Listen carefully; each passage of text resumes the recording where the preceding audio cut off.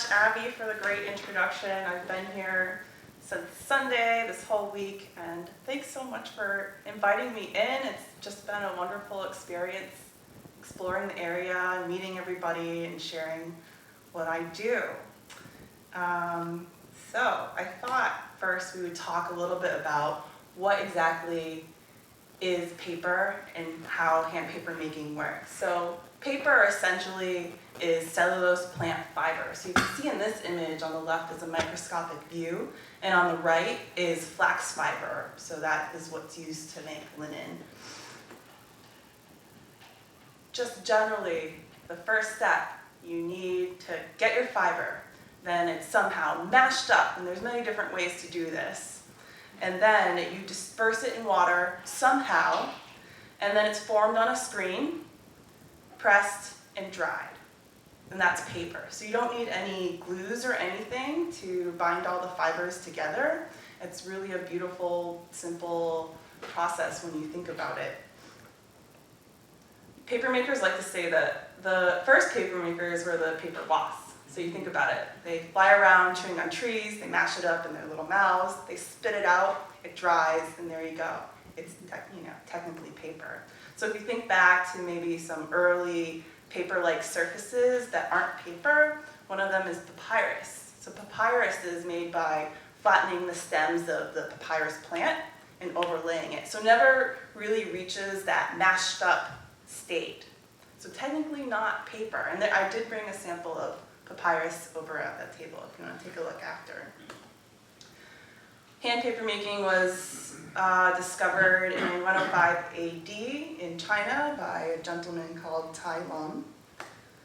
And in Eastern style paper making, they would typically use something called bast fiber. So if you think of the cross section of a woody stem, there's the hard woody inner core, there's the darker outer bark, and then there's the material in between the two, the inner bark. And that's the bast fiber. In Western style or European style traditional paper making, they would use rag, so plant-based rag. So you can make paper from cotton rag, like I've made paper from jeans, denim, anything linen or a hemp fiber. So just jumping forward to hand paper making in the United States. It was really brought over in the early 1900s by Dard Hunter, who was a big part of the arts and crafts movement, if you're familiar with that. So he also is well known in the stained glass field, letterpress, and bookbinding as well. And he did travel the world researching hand paper making and compiled this book documenting the tradition and processes. And it really wasn't until the 1970s that artists started taking paper pulp and seeing that as an artistic medium versus just, okay, here's your handmade paper and that's it, and you might do a print or a drawing on top of it. And the publication that really, I think, has documented the field and the artists using paper pulp as a fine art is Hand Paper Making magazine. So here's a few pictures of that. They also covered traditional practices too across the world. So in my work, I like working with forage fibers that I collect myself and local plants. So this is one example of some milkweed I gathered in November. This is common reed. So I like working with invasive plants a lot. So invasive just means it's probably from somewhere else, not of the region, and it likes to take over an entire ecology. I'm in Rhode Island, so there's plenty of seaweed, and this is an invasive seaweed you'll see I use a lot in my work recently. So your first step is to cook the fiber. You have to cook it in a caustic or alkaline solution. So you think of your pH scale, acidics on one end, caustics or alkalines on the other. It cleans the fiber. And then I rinse it out. So this is some ginger stock. I'm rinsing out my hose in the backyard. And your next step is to mash it up. So fibrillate it, roughen the fibers, and hydrate the fiber. So this is a picture of my hand beating sick wooden mallet, hand beating some, I think that was oxeye daisy in the Montana wilderness for one of my residencies. Beautiful mountain view, the Rocky Mountains. I also have a studio tool or studio machine called the Hollander paper beater. So that does help process tougher fibers. So you can see there's a tub, and the water and fiber goes around and round. Under that sort of curved hood is a roll with blades, and also underneath there's something called a bed plate. So it really does a great job creating these specialty pulps I use for my artwork. So you need a tool next called a mold and decal. Looks like a frame with a screen. The decal is a frame, just sits right on top and acts like a sort of fence for the pulp, forming the edges of the paper. So if you look at any handmade papers, if you look at the edges, they're kind of feathery, and that's called a decaled edge, so that comes from your hand tool. So it's dipped into this vat of water and pulp. And your next step here is it's called couching. So you're transferring the very wet paper to a surface for pressing. Here are a few options for pressing paper. On the left, book press. I've heard of people using flower presses. On the right is a 20-ton hydraulic press. I have like a 5-ton hydraulic press in my studio in Rhode Island, and then it's dried. Okay, so our next section of this presentation tonight, I wanted to just give you an understanding of how I arrived to paper making and what my work looked like in graduate school at Louisiana State. So I grew up in Connecticut, went to Louisiana State, and as a CT transplant, the landscape was so different in South Louisiana and Baton Rouge. This is where I really found myself. I would categorize myself as a place-based interdisciplinary artist whose work is really rooted in hand paper making. So in Louisiana, I started to really look around and do observational sketches of the landscape. These are some prints. And then they grew in scale, so this is 4 feet by 8 feet. Because I wanted the prints to have a really loud material presence to convey the feeling of being in the sites I was observing. I started printing on cloth, so starting to engage in more interesting materials with my work. Working in thread with my prints. And this is actually my first work in hand paper making, and it was a collaborative experimental piece with another graduate student at LSU. So this is one of the woodcuts I did, and she had some pigmented pulp. We printed it wet, and it dried kind of interesting, bumpy. Cockled is the term. So I really started working really experimentally with paper making. If you're familiar with woodcuts, you carve into it, and you would typically roll ink on the surface. But here I was rubbing ink into the woodcut, printing wet papers on it, and then using how paper can dry and shrink and harden in different ways, and folding it and creating more sculptural prints. This is something I wanted to show you. It's called a pulp painting. So it's all paper. There's no pigment in this, or there's no paint or ink or anything. So I pigment different pulps. I am pouring and layering the different colors to create the image. So I think in the gathering room there are a few samples of a pulp painting.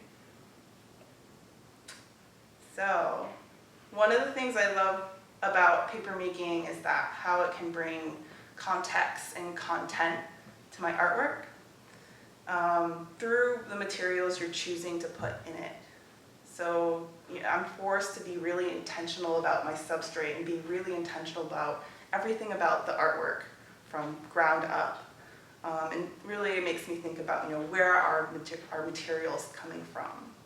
So this is Alma Plantation. It's a sugarcane processing factory in South Louisiana, and they had about 8 acres of bagasse, so it's a fiber left over from processing sugarcane, left from the pile's been accumulating since the 1800s, I think, mid-1800s. So I went there, and they said, take as much as you want. And so I started using that fiber for my work. So this is bagasse construction, where it really was an exploration of what can this local agro-waste fiber do if I let it dry sculpturally. And this was more influenced by the slope of a levee, because I was right by the Mississippi river at that time. Working in river mud, Mississippi river mud, into my paper and creating these sculptural books with this. So all this really gelled with my thesis work, where I'm really studying a site in a specific place, doing sketches, gathering materials from the site, reading about the geological histories, hydrologies, looking at how the built structures that humans interact with the nature that's happening at the site, putting that all in the art blender, and then, okay, here is this body of work, or here is a series. So in my thesis work, I was making work that was quite large, 8 feet by 12 feet, would cut on a pulp painting. And I really wanted these to convey the psychology of the sites I was looking at, because I was really drawn to more leftover places like rusty old lofts, like old abandoned sugarcane factories I probably shouldn't have been wandering into, under old bridges. There's another study of that. So these are quite physical and loud in the space. And this is an installation shot of those works in the gallery. Also part of that same show, I wanted to capture an impression of the levee itself. So I brought paper pulp to the levee and created a cast. And it became this installation work. So there's probably rocks and grasses on the bottom that were stuck on the paper there. So at some point I moved to Rhode Island, and I began by investigating some local fibers. These are all invasive plant species, several different ones. Kind of continuing on the sculptural book vein. Looking at a tidal river that I live by, so incorporating the river mud straight into there, allowing the sediment and detritus really speak. If you leave graduate school, you're left with no equipment, especially if you had big presses and lots of nice paper making equipment. So I wanted to have a printerly look to my work, but I had a beater and I could make pulp. So this is like an innovation just out of necessity I did in my studio, which I call a pulp type, where it's all paper. I used like a pigmented, really finely beaten dark pulp. And it's kind of similar to a monotype process, if you're familiar. So I basically work with a dark pulp on a screen, and I print it face down on a wet sheet. So it is a print, but it's all paper. So I've gotten the chance to teach that at a few different workshops over the years. In another vein of work, I started exploring Codium fragile, so that kind of that earlier slide, you saw that close-up of that green seaweed, that's the seaweed here. So it's really invasive in Rhode Island. It's like all over Cape Cod if you've been up there.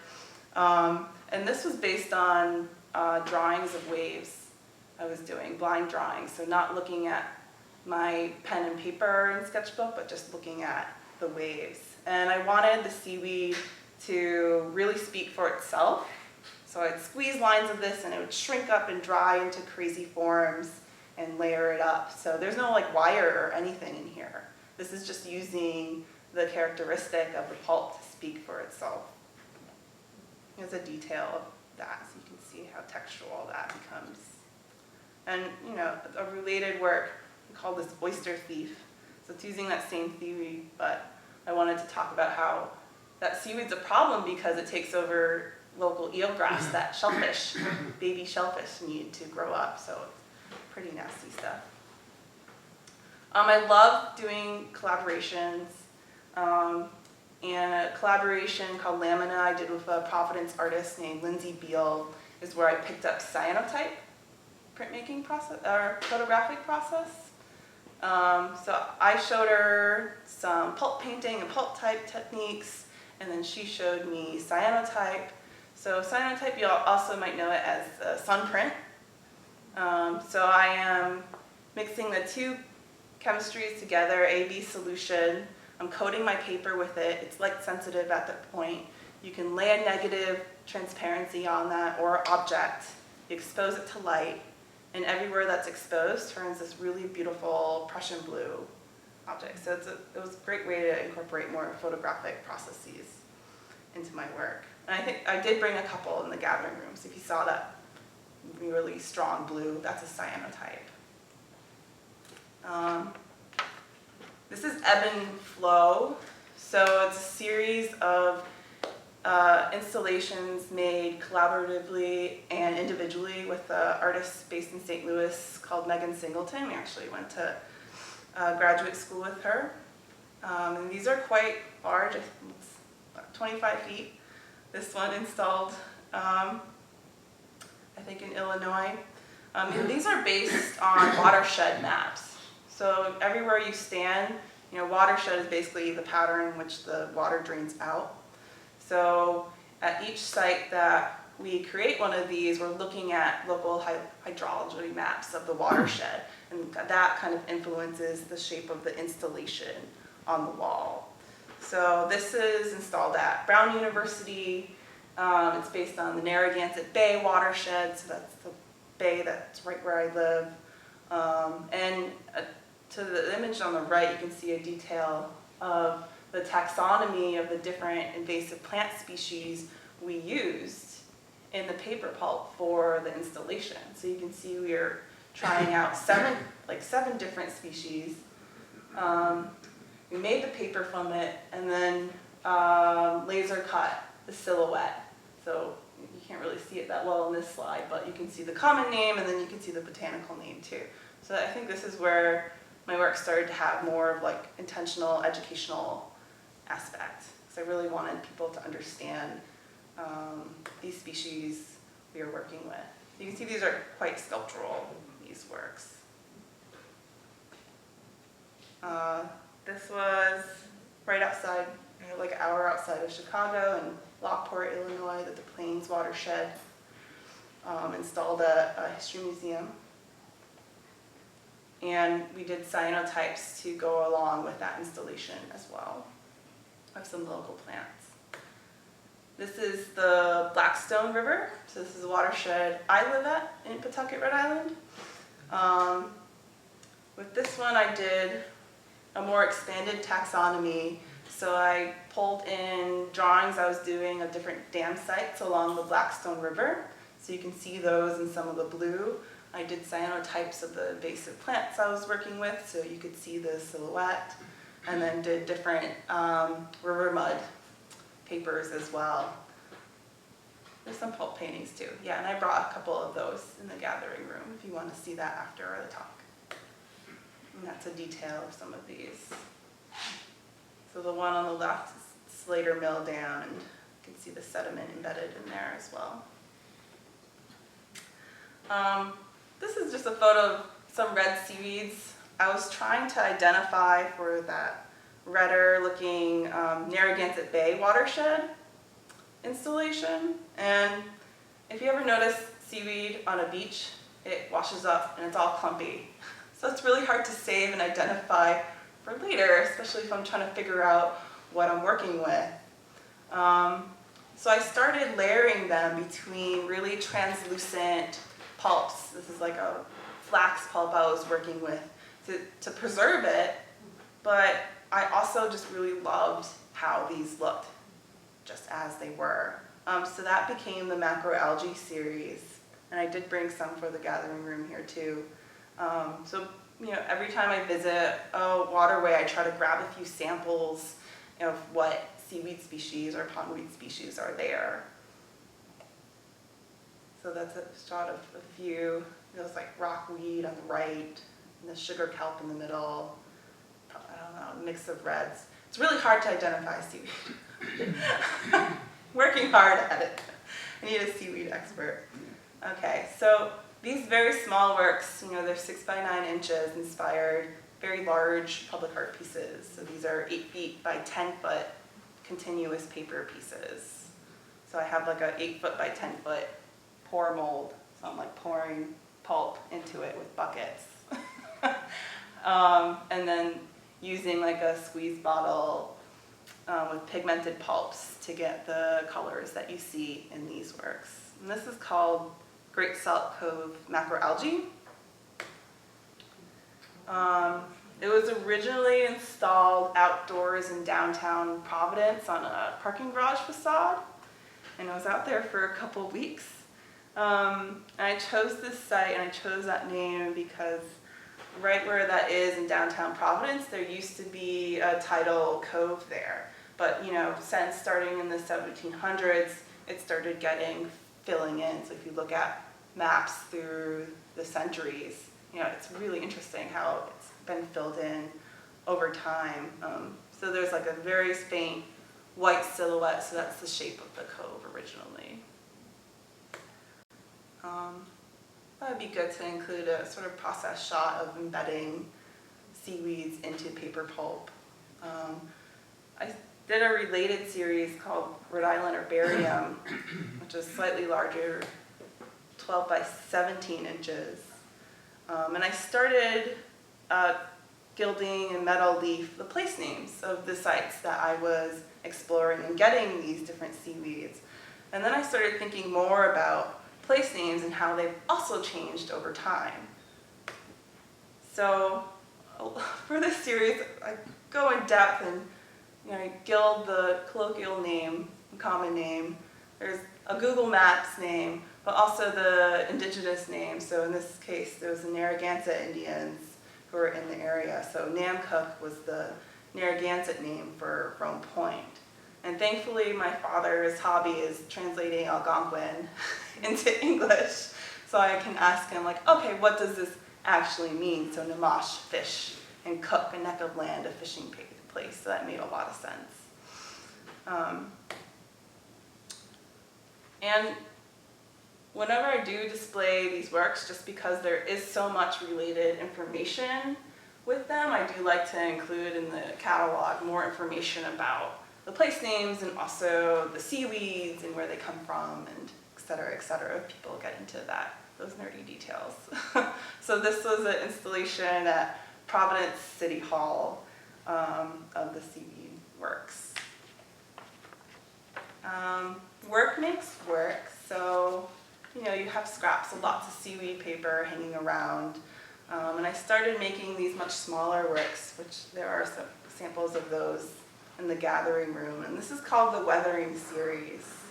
So I started incorporating copper metal leaf, layering that on the papers, and then patinas, so making my own patinas. So I was getting Merrill-Crowe and Providence River water, mixing those two, who knows what the salinity or amount of salt, and whoever knows what's in the river, puddling it on the metal leaf, and that would oxidize with the copper to create those really bright blue teal tones that you see there. So it's me playing, I don't know, not a very good scientist, a creative scientist in my studio, creating new pigments from those materials. These are just some more process shots from another public art piece that I did based on an invasive pondweed called water chestnut. To the left, that's a pond. That's like a 10-acre pond that this one plant has completely taken over. It's not a field. And you can see on the right me using the plant as a silhouette in that cyanotype process I was talking about earlier, that blueprint process, printing with the sun. And that's how I made the round papers for it. So I used hula hoops, stretch of cloth, and my fun kiddie pool in the studio to make the circular papers. And these were wheat pasted outdoors around Pawtucket, Rhode Island. So various different pondweeds illustrated in different spots. I do love to do community art as well, and I just show one called the Mind's Eye, Natural Places in Paper. And I did 2 iterations of this. The first one was in Rhode Island. I visited 22 different assisted living and nursing homes and brought the pulp in different colors in the squeeze bottles, and I asked everybody, okay, what's your favorite natural place you've been? And pick the colors that you're thinking of. And then we have our little circular mold and decal there and a screen. So they made their own pulp paintings, And then I also asked them to tell me about it, so I had a notebook and was taking notes as well about these different places they've been. So afterwards, I printed their stories on more circular paper. I bound them into books, and then I hung them on this modular mobile installation that's traveling around to the different homes, probably now. So I also did this in northern New Hampshire and visited maybe, I think, 12 different homes. I did that in 2019. Okay, we're reaching the end here. So I just thought it'd be nice to show more recent work from this year. And this is based on Rhode Point as well, the other seaweed I was talking about, that other work. Using codium, that invasive seaweed that's really green. Rhode Point is really interesting because in the 70s it was a site slated to be a nuclear power plant. Like, it was going to happen. But because of local environmental activism, that didn't happen. And so now it's a site preserved for the public to visit and enjoy. There's you can see seals there in the winter. It's a beautiful spot. So these sculptures are based on that site. This invasive seaweed, I'm seeing more and more of it there. And just using, I think I used fencing to create the sculptural forms in the form of a nuclear cooling tower, and bedded the seaweed, and had a lot of fun doing these. But, okay. Oh, right. Oh, so my artist website is babcock.com. If you're interested in getting your hands wet and maybe trying some hand paper making, if you go to paperslurry.com, I have free paper making tutorials and a couple videos that you could follow if you do want to try it yourself. And then after this talk, the table in the corner, you can see towards the left on the end, there's papers that I've been making this week. So they're super fresh. I think they're mostly dry. You'll see some infographics. And then to the right, I think those papers are mostly from New Hampshire, from the White Mountains. So thank you.